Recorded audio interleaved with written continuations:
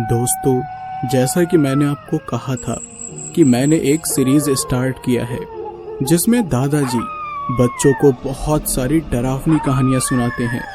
तो आज उस कहानी का ये एपिसोड 2 है। अगर आपने पहला एपिसोड नहीं सुना है तो आप उसे सुन सकते हैं। तो आइए कंटिन्यू करते हैं आगे की कहानी। वो सब तो ठीक है दादाजी, लेकिन क्या आपका किसी अजीब सी चीज से सामना नहीं हुआ? अतुल ने कहा। अब जब तुमने ये बात कह ही दी तो मुझे एक बड़ा डरावना किस्सा याद आया है। मैं उसे कभी भुला नहीं सकता। बहुत ही डरावना अनुभव था वो, और जिससे मेरा सामना हुआ था वो कोई छोटी मोटी चीज नहीं थी। मारवा था, मारवा। ये एक ऐसी आत्मा है जिसे पता ही नहीं होता है कि उसने अपना शरीर छोड़ दिया है। वो मरने के बाद भी वैसे ही जीवन जीती रहती है जैसे जिंदा होते हुए जी रही थी। कुछ महीने मैंने शहर में जाकर ड्राइविंग का काम किया था। उस समय मेरे साथ एक आदमी काम करता था। उसका नाम था सुंदर। वो मेरे साथ रात के सफ़र में दूर दूर तक जाया करता था। वो साल मुझे अच्छे से याद है। हम सुबह 4 बजे ट्रक में सामान डालकर निकल जाया करते थे और 48 घंटों तक का सफ़र तय करते थे। हमारी ज़िंदगी मानो काम करने में ही बीत रही थी। यूँ समझ लो, हम अपने कामकाजी ज़िंदगी में इतने व्यस्त थे कि हमें सांस लेने की फुर्सत नहीं थी। कभी कभी तो हम एक हफ्ते घर भी नहीं जाते थे। तो दोस्तों, आगे की कहानी और भी ज़्यादा इंटरेस्टिंग होने वाली है, लेकिन उससे पहले आपसे मेरा एक सवाल है कि क्या आपने कभी रात के अंधेरे में अनजान साये को महसूस किया है? क्या आपको भी मेरी तरह ही पैरानॉर्मल एक्टिविटीज में इंटरेस्ट है?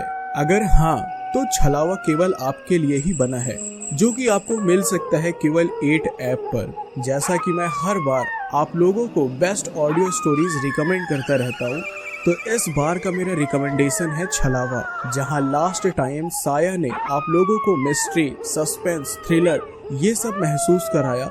वही छलावा आपको रियल सुपर नेचुरल पावर्स को महसूस कराएगा। विक्रमजीत एक फियरलेस पैरानॉर्मल इन्वेस्टिगेटर है जो कि भूत, प्रेत, जिन ये सब का सामना करते हैं। उनकी हिम्मत और बुद्धि को टेस्ट करते हैं ये सुपर नेचुरल स्पिरिट्स। और सुनिए उन रहस्यों को जो आपकी रातों की नींद उड़ा सकती हैं। ये छलावा आपको कराएगा पैरानॉर्मल के उस पार का एक्सपीरियंस जो आपने कभी सोचा भी नहीं होगा। और जैसा कि आपको पता ही है कि 8 ऐप की ऑडियो क्वालिटी भाई साहब एकदम नेक्स्ट लेवल की है, तो ये तो आप बिल्कुल निश्चिंत हो जाइए, क्योंकि जब आप इनकी स्टोरी सुनोगे ना तो भाई साहब आपको बिल्कुल नेक्स्ट लेवल का फील होगा। तो यार देर किस बात की है?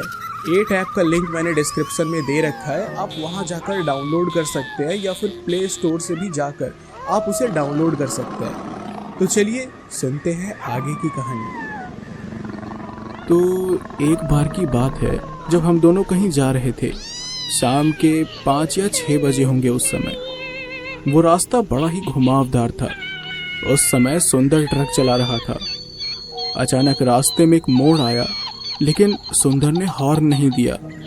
जैसे ही गाड़ी मुड़ी, वैसे ही अचानक मैंने अपने ट्रक के सामने एक कार को देखा।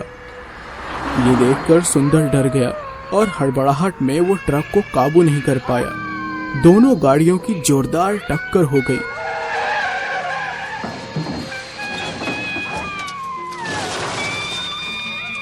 और उस हादसे में सुंदर और वो कार वाला दोनों मारे गए। मेरी भी हालत बहुत गंभीर थी। सुंदर को सीधे सर पर चोट लगी, इसलिए वो बेचारा मर गया। मैं 15 दिनों तक हॉस्पिटल में बेहोश पड़ा था, और जब होश आया तो सुंदर के बारे में पता चला। जब मैं कुछ हफ्तों के बाद ठीक हुआ तो वापस ट्रक का काम शुरू कर दिया मैंने, और उन दिनों जो मेरे साथ हुआ था वो मैं भूल चुका था। तो एक रात मुझे मेरे मालिक का कॉल आया और उन्होंने मुझे कहा कि मुझे तुरंत आंध्र प्रदेश के लिए निकलना होगा। मैं चला गया उनके पास। तब ट्रक में सामान लोड हो रहा था। जब सामान लोड हुआ तो मैं जाकर अपनी ड्राइविंग सीट में बैठ गया, और मेरे पीछे 2-3 और ट्रक खड़ी हुई थी। जैसे ही मैं ट्रक में बैठा और ट्रक चालू किया तो मेरे ट्रक के दूसरी तरफ का दरवाज़ा खुल गया और मैंने देखा कि सुंदर ट्रक में चढ़ रहा है। वो मेरे बगल में बैठ गया और बोला, चलो उस्ताद, बहुत लंबा सफ़र तय करना है। वो हमेशा मुझे वो बात बोला करता था। मैं उसे चौंक कर देख रहा था। मेरे रोंगटे खड़े हो गए थे। मैंने कहा, तुम तो मर चुके हो ना यार। मेरी बात सुनकर न जाने उसे क्या हुआ, वो गुस्से में बोला, अरे उस्ताद, क्या बकवास कर रहे हो? तुम्हारे सामने ही तो बैठा हूँ और मैं तब तक नहीं मरूंगा जब तक मैं बड़ा आदमी नहीं बन जाता। मैं तुरंत ट्रक से उतरकर भूत भूत चिल्लाने लगा। बाकी के ड्राइवर आए और उन्होंने ट्रक के अंदर देखा, लेकिन उन्हें वहां कोई भी नहीं दिखाई दिया। उन्होंने कहा, अरे भाई, क्यों मजाक कर रहे हो? चलो जल्दी, बहुत दूर जाना है। वो लोग अपने अपने ट्रक में चले गए। मैंने ट्रक के अंदर देखा और फिर आसपास देखा। जब कोई नहीं दिखाई दिया तो मैं ट्रक में बैठकर वहां निकल गया। मुझे फिर वो सब मेरा वहम लगने लगा। फिर मैं कुछ पुराने गाने सुनते और गुनगुनाते हुए आराम से ड्राइव कर रहा था। हम शहरी इलाके से निकलकर सुनसान रास्ते में पहुंच चुके थे। पीछे जो 2-3 ट्रक आ रही थी वो फिर मेरे ट्रक के आगे आगे जाने लगी। कुछ देर के बाद मुझे किसी ने कहा, अरे उस्ताद, जरा पानी दो तो। मैंने जैसे ही वो सुना, मेरे रोंगटे खड़े हो गए। मेरे बगल में सुंदर बैठा हुआ था। मैंने तुरंत ब्रेक लगा दिया और उसे देर तक घूरता रहा। मेरे सामने उसने पानी की बोतल ली और पानी पीने लगा। मुझे समझ नहीं आ रहा था कि अब मैं क्या करूं। उसने फिर से कहा, मुझे बहुत बड़ा आदमी बनना है। तुम देखना उस्ताद, एक दिन ड्राइवर से मालिक कैसे बनता हूं मैं। मैंने कहा, तो तुम सच में नहीं हो, तुम मर चुके हो यार। लेकिन वो मुझे बस घूर घूर कर देखने लगा। चले जाओ यहाँ से, अब तुम्हारी दुनिया कोई और है। तुम मर चुके हो, चले जाओ यहाँ से। लेकिन वो बस मुझे घूरे जा रहा था। मैंने आगे जाने वाले ट्रकों को देखा, लेकिन तब तक वो इतने आगे निकल गए थे कि मुझे दिखाई भी नहीं दे रहे थे। मैंने फिर से सुंदर की ओर देखा, लेकिन ये देखकर चौंक गया कि वो वापस गायब हो चुका है। मैंने ट्रक के बाहर देखा, दूर दूर तक कोई नहीं था। मैं बस वहां से निकल गया।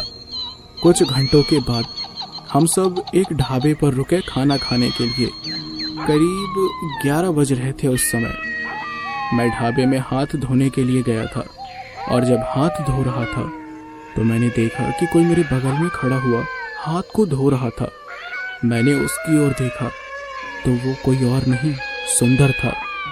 मुझे समझ नहीं आ रहा था कि मुझे उसकी आत्मा बार बार क्यों दिखाई दे रही थी।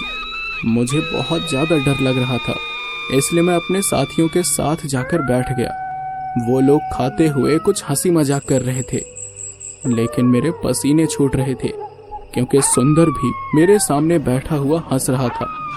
खाना खाने के बाद मैं वापस ट्रक में जाकर बैठ गया। फिर सुंदर भी ट्रक में आ गया और तब मुझे गुस्सा आया।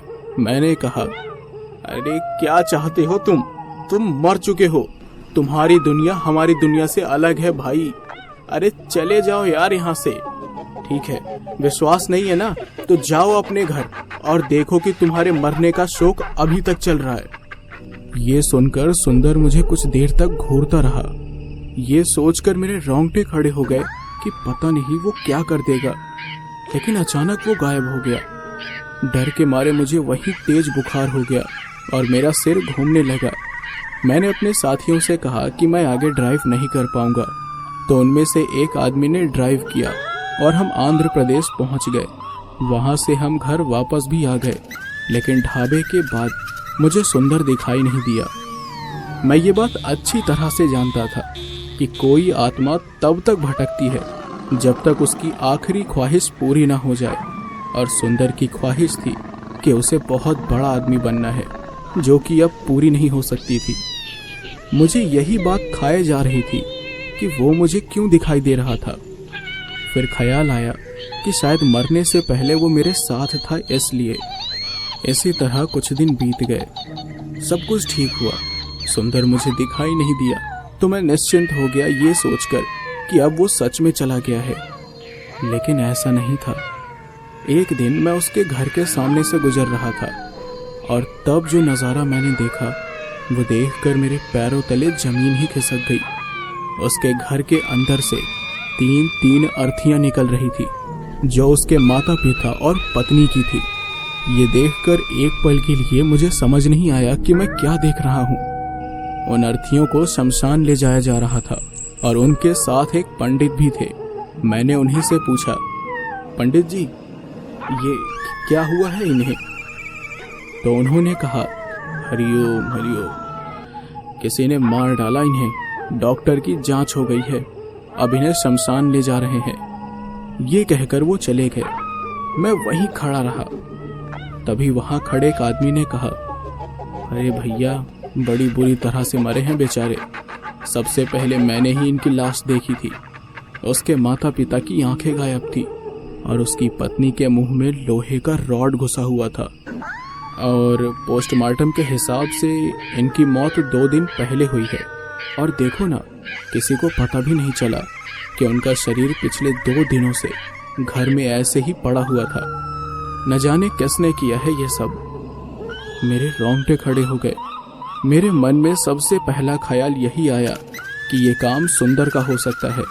वहां से भागकर मैं यहाँ गांव आ गया ताकि सुंदर से दोबारा मेरा सामना न हो। करीब 2 महीने बीत गए उस बात को। सुंदर कभी मेरे सामने नहीं आया। फिर एक बार एक पुजारी यहाँ आए थे। उनके लिए कहा जाता था कि वो काफ़ी जाने माने पंडित थे। मैंने उनसे सुंदर वाले किस्से के बारे में बात की तो उन्होंने बताया कि जिन लोगों की ऐसे हादसे में मौत हो जाती है या जिनकी ख्वाहिश अधूरी रह जाती है, उनकी आत्माओं को मरने के बाद भी ऐसा लगता है कि वो जिंदा हैं, यानी उन्हें विश्वास ही नहीं होता कि वो मर चुके हैं। और ऐसी आत्माओं को मारवा कहा जाता है। और जब उन्हें विश्वास हो जाता है कि वो मर गए हैं तो अक्सर ख्वाहिश पूरी ना होने की वजह से वो एकदम पागल से हो जाते हैं और लोगों को अपने वश में करके उन्हें ही मार देते हैं। तो ये थी सुंदर की पूरी कहानी। तो चलिए दोस्तों, आई होप आपको ये 2nd एपिसोड पसंद आया होगा। तो मिलते हैं आपसे अगली वीडियो में नेक्स्ट एपिसोड के साथ। तब तक के लिए टेक केयर, गुड नाइट।